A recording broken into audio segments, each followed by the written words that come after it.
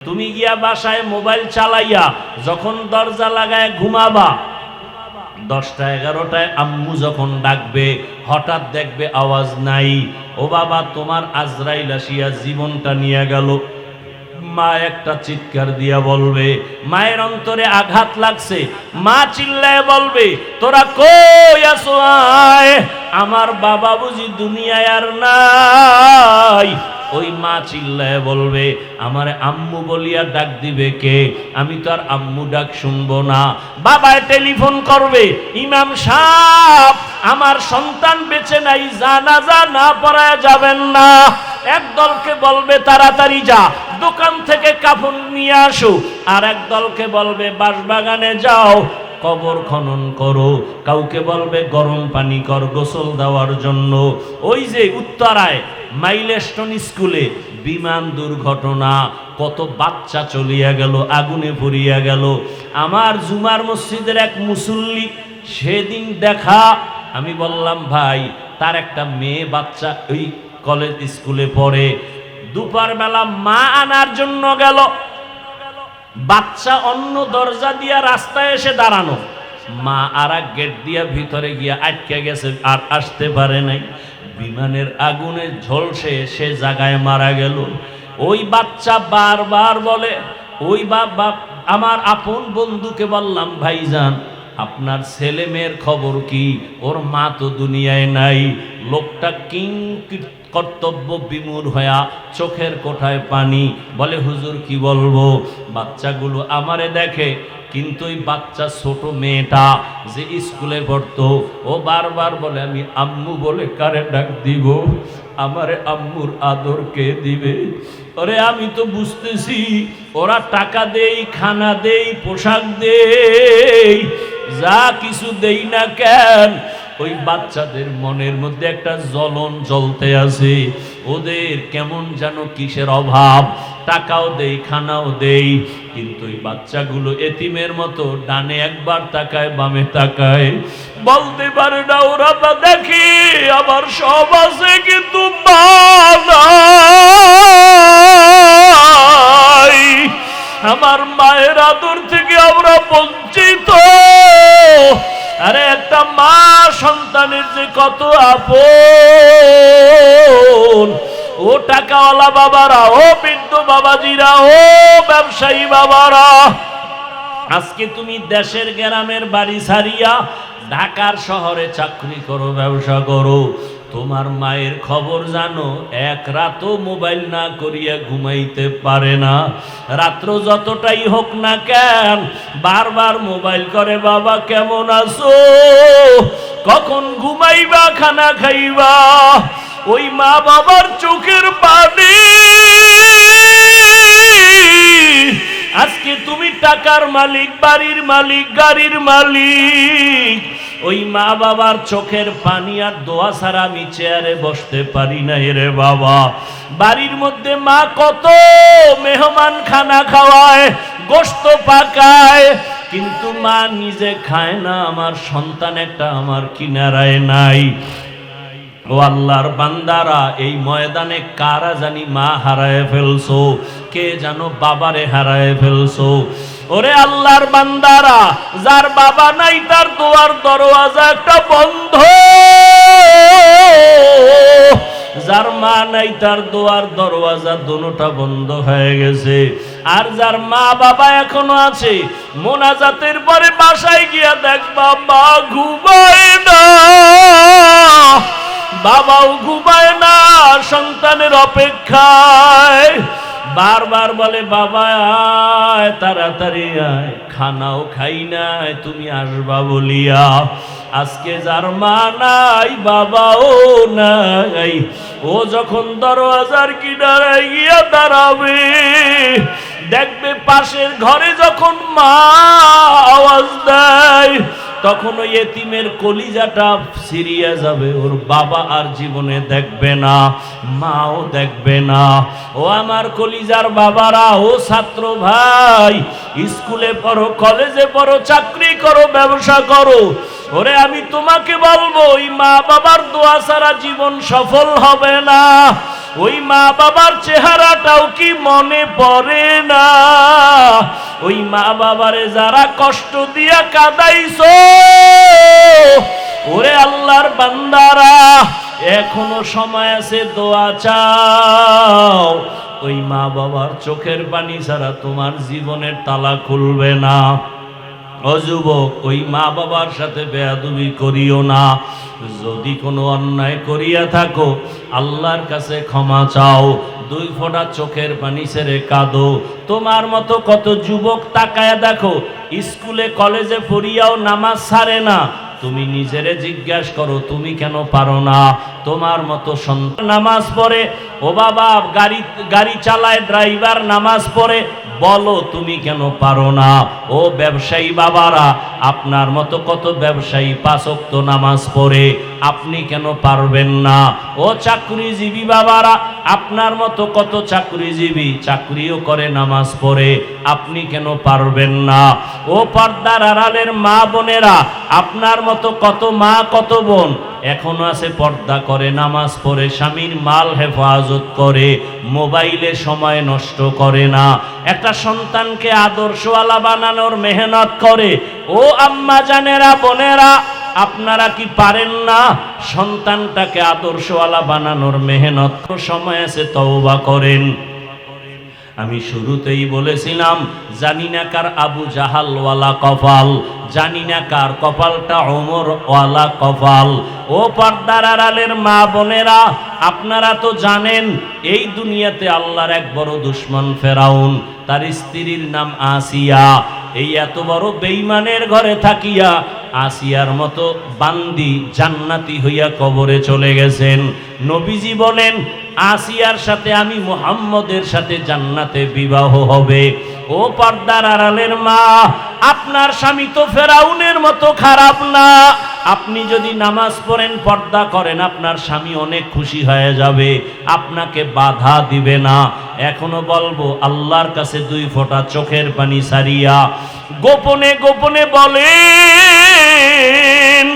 আমার আল্লাহকে বলতে থাকেন, হে মালিক, আর বেপরদায় চলবো না, নামাজ ছাড়বো না, মোবাইলে সময় নষ্ট করব না, স্বামীর মাল হেফাজত করব, সন্তানটাকে আদর্শওয়ালা বানানোর মেহনত করব। ও আমার বৃদ্ধ বাবাজি, যুবক বাবারা, মনে মনে আমার আল্লাহকে বলো, হে আল্লাহ, আমার মতো যুবক জেনারেল লাইনে থাকিয়া যদি নবীর সুন্নত অনুযায়ী নামাজ পড়ে, আলেম ওলামার পরামর্শ নিয়ে চলে, শিক্ষকের দোয়া নিয়ে চলে, আমি কেন পারবো না? আজকে থেকে তওবা করো, আল্লাহকে বলো, আল্লাহ আর নামাজ ছাড়বো না, দাড়ি কাটবো না, বেপরদায় চলবো না, মা বাবার দোয়া নিয়া, শিক্ষকের দোয়া নিয়া, ওলামায়ে কেরামের পরামর্শ নিয়া নবীজির তরিকা আদর্শে চলবো। আর মা বাবার সাথে বেয়াদবি হয়ে থাকলে গোপনে গিয়া ক্ষমা চাইও। মা বাবার কাছে ক্ষমা চাইলে সম্মান কমে যাবে না। শিক্ষকের সাথে বেয়াদবি যদি হয়ে থাকে, ক্ষমা চাইও। শিক্ষকের কাছে ক্ষমা চাইলে সম্মান যাবে না। ও যুবক, ঘরে গিয়া মাকে বলবা, মা আজকে শাহী মহল্লার দিকে ওয়াজ মাহফিলে গেলাম, কত যুবকের দেখলাম চোখে পানি, আমার চোখে কেন পানি আসে নাই? মা, মনে হয় আল্লাহ বেজার হয়ে গেছে।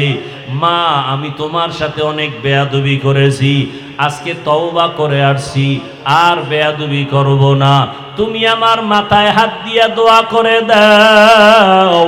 ও যুবক, যদি মাকে বলতে পারো, দেখবা মায়ের চোখে পানি।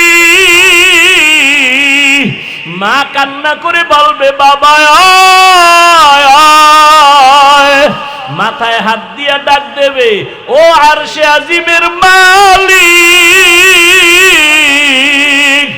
আমার কলিজার সন্তানটাকে তুমি কবুল করিয়া নাও। মা যদি মাথায় হাত দিয়া দোয়া করে, আমার আরশে আজিমে কবুল। ও যুবকেরা, বাবারে পাইলে দোয়া চাও, মা বাবার দোয়া ছাড়া কপাল খুলবে না। গুনার থেকে আল্লাহর কাছে তওবা করো। জবানের দ্বারা গুনাহ করব না, চোখের দ্বারা গুনাহ করব না, হাতের দ্বারা গুনাহ করব না, ওলামায়ে কেরামের খেদমত করব, আলেম হতে না পারলেও আলেমের দিল থেকে মোহাব্বত করব, আল্লাহর কোরআনটা সিনায় লাগাবো, তেলাওয়াতের চেষ্টা করব। ও আল্লাহর বান্দারা, তওবা করার যদি অন্তরে নিয়ত থাকে, মুনাফিকি না থাকে, খাঁটি অন্তরে তওবা করলে আমার মাওলা কুদরতের দ্বারা কবুল করে নেবেন।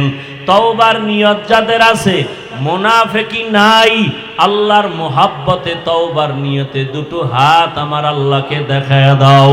আয় আল্লাহ, হাতগুলো কবুল করে নেন, তওবা কবুল করে নেন, তওবার উপরে মজবুত হইয়া চলার মতো তৌফিক দান করেন, আমিন।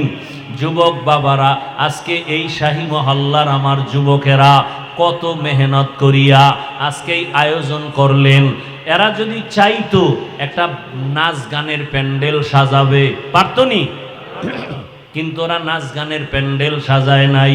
আমার এই কলিজার যুবকদের কিয়ামত পর্যন্ত, মরণ পর্যন্ত এই দিনের খেদমতের জন্য কবুল করেন, বলেন আমিন। আল্লাহ সবাইকে কবুল করেন, আরো জোরে বলেন ভাইরা আমার। আল্লাহ পাক এই যুব সমাজকে দ্বীনের জন্য কবুল করেন। আপনারা সার্বিকভাবে সহযোগিতা করবেন না ইনশাআল্লাহ?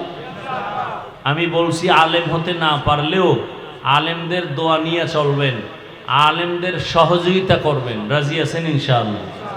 মসজিদ, মাদ্রাসা, ওলামায়ে কেরাম এদের দোয়া নেওয়ার চেষ্টা করবেন। আল্লাহ সবাইকে তৌফিক দান করেন। আর আমি তো আপনাদের পাশেই থাকি, এখানে আগে অনেক আসতাম, এখন তার সময় হয় না, ব্যস্ত থাকি। তো এই এলাকায় মাদ্রাসা, মসজিদ, যত ওলামায়ে কেরামের সুযোগ পেলে একটু সহযোগিতা করবেন, দোয়া নিবেন, এটা আপনার জীবনের হেদায়েতের জরিয়া হয়ে যাবে। আর পাশে আমি থাকি প্রতি মাসের দ্বিতীয় শুক্রবার, ওখানে সারা রাত আমি বসে থাকি, ইজতেমা হয়, সারা দেশ থেকে অনেক আল্লাহর বান্দারা আসেন প্রতি মাসের দ্বিতীয় শুক্রবার, ইংরেজি মাসের। আপনাদের দাওয়াত, ইনশাল্লাহ যাবেন, মাগরিবের পরেই আমি ওখানে বয়ান করি প্রত্যেক মাসের দ্বিতীয় শুক্রবার। এবং ওলামায়ে কেরাম যারা যায় তাদেরকে আলাদাভাবে আমরা আবার এশান নামাজের পরে ওখানে আলাদা মজলিস হয়, বসি। যাবেন, মোহাব্বত রাখবেন, এতে কি ক্ষতি না লাভ?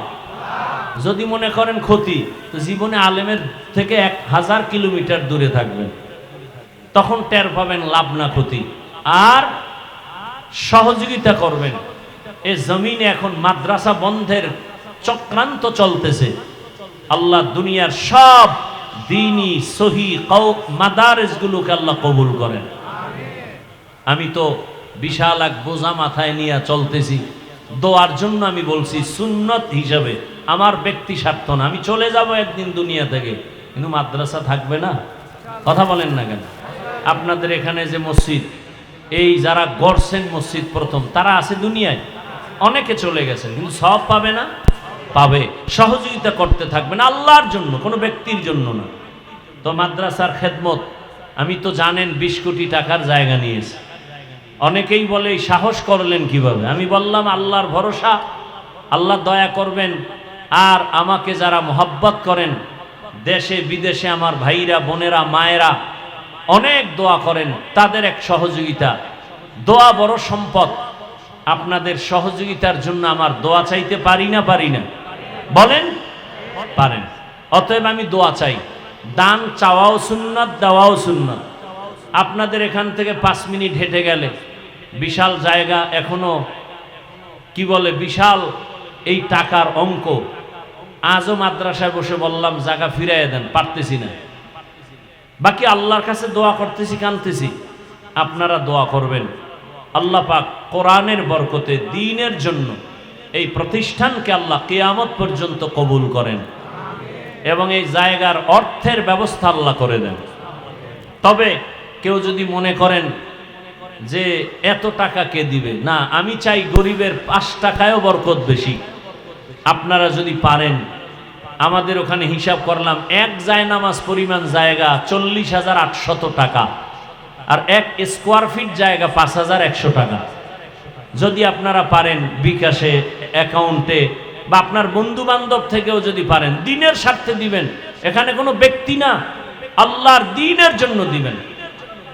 আর কমপক্ষে না পারেন 1,000 টাকাও যদি পারেন, 500 টাকাও পারেন, আমি এখানে কালেকশনের জন্য বলি নেই, দিলে আপনারা মোনাজাতের পরে বসেন, আপনারা ওখানে গিয়ে দিয়ে আসবেন। আপনারা আমার প্রতিবেশী, আমি আপনাদের মেজবান, মোহাব্বতের সাথে আমি বলছি আপনারা যাবেন এবং দোয়া করবেন, সহযোগিতাও করবেন। মা বোনদেরকেও বলছি। তবে এখানে আমার কাছে একটা হ্যান্ডবিল আছে, এটায় সব কিছু লেখা আছে, ব্যাংকের অ্যাকাউন্ট নাম্বার, বিকাশ নাম্বার। যারা কিছু দিতে চান যে হ্যাঁ আমি পরে দিব, একটা হ্যান্ডবিল মোনাজাতের পরে স্টেজ থেকে নেবেন। পরে আপনি 1,000 পারেন, 500 পারেন, 5,000 পারেন, 1 স্কোয়ার ফিট জায়গা 5,100 টাকা, আপনারা যে কোনো সময় দিয়েন। আল্লাহ পাকের কাছে দোয়া করি এবং আপনাদের দোয়াও চাই। আল্লাহ পাক যেন এই দ্বীনের খাদেমের মধ্যে আমাদের অংশ নেওয়ার তৌফিক দান করেন। কেউ যদি মনে করেন নগদ দিবেন, তো এখানে কার্ড আছে 5,100 টাকা 1 স্কোয়ার ফিট, এবং কুপনও আছে 1,000 টাকা, 500 টাকা। যদি কেউ মনে করেন যে আমি 1,000 টাকা দিয়ে গেলাম, তো স্টেজ থেকে মোনাজাতের পর একটা কুপন নিয়ে নেবেন। দিবেন না নাই, তবে একটা হ্যান্ডবিল নিয়ে যাবেন। যদি পারেন পরে দিয়েন। সর্বোপরি দোয়া চাই, আল্লাহ পাক আপনাদেরকেও মৃত্যু পর্যন্ত আল্লাহর দ্বীন, ইসলাম, কোরআন, হাদিসের খেদমত করার তৌফিক দান করেন। দোয়া করি এই মাহফিলের জন্য, এলাকাবাসীর জন্য, মা বোনদের জন্য। পার্শ্বে কবরস্থান না, কোথায়? এই সাইডে না, কবরস্থানের জন্য দোয়া করি।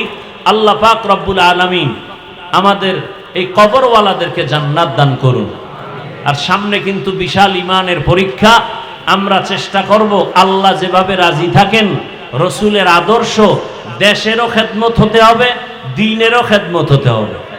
মানুষ, জান, মাল, ইজ্জত, কয়টা হলো? জান, মাল, ইজ্জতের নিরাপত্তা যেখানে পাবেন, সেদিকেই আপনারা অগ্রসর হওয়ার চেষ্টা করবেন ইনশাআল্লাহ। আল্লাহ আমাদের তৌফিক দান করেন। আরো জোরে বলেন। তবে জান, মাল আর কি বললাম, ইজ্জতের নিরাপত্তা ইসলাম ছাড়া কেউ দিতে পারবে না। অতএব আমরা ইসলামের পক্ষে থাকার চেষ্টা করব। আল্লাহ সবাইকে তৌফিক দান করেন। আলহামদুলিল্লাহি রাব্বিল আলামিন, ওয়াসসালাতু ওয়াসসালামু আলা